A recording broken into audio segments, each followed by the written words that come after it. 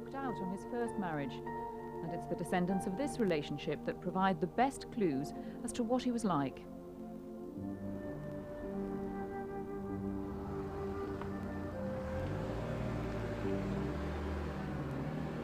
Kathleen Jones, who uncovered Alexander's murky past, travelled the length and breadth of Britain to track down Catherine's father. Key information for her biographer came from Reg Pate, one of Alexander's grandchildren, who now lives in Watford. I think that's my dad.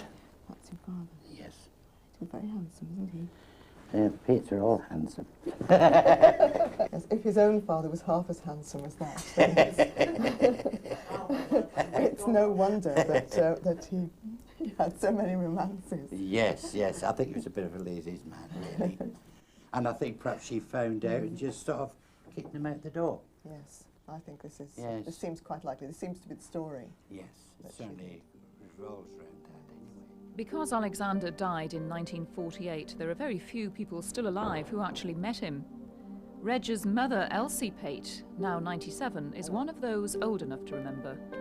She gave Kathleen a possible insight into why he abandoned his first wife, Henrietta, and embarked on his life of infidelity.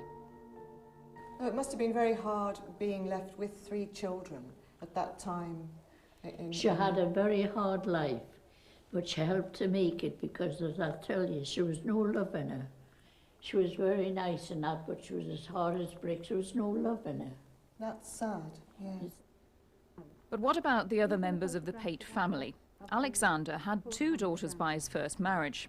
Some of their descendants still live on Tyneside. Sheila Henderson and June Taylor are in Whitley Bay, just a short distance from Newcastle, where Catherine Cookson ended her days. There are uncanny connections in their family linking them to the author, particularly their Aunt Letty, Catherine's half-sister. She also inherited Alexander's blood disease. She did continue to have this blood disorder, and when that was taken just before she died. Yes. She had a terrific nosebleed and was taken into the hospital, and she didn't survive.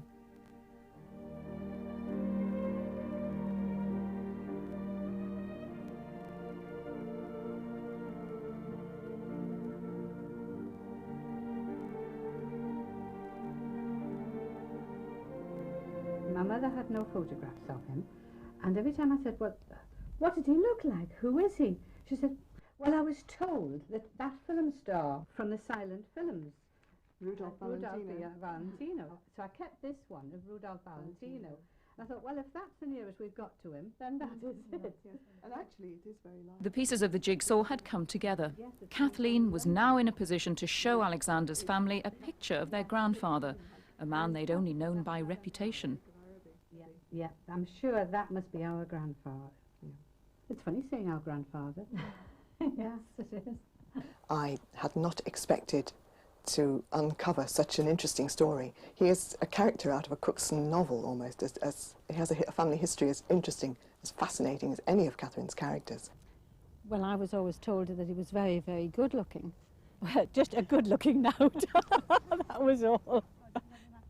So the mystery was finally solved, but with one last twist to the tale.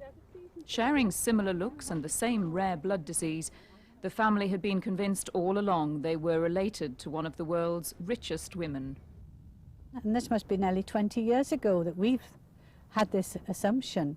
And I didn't do anything because I didn't like to think of the idea of going to someone who was quite wealthy and saying, I'm your relation, especially if she was on the wrong side of the blanket. And I thought it was like rubbing her nose in it.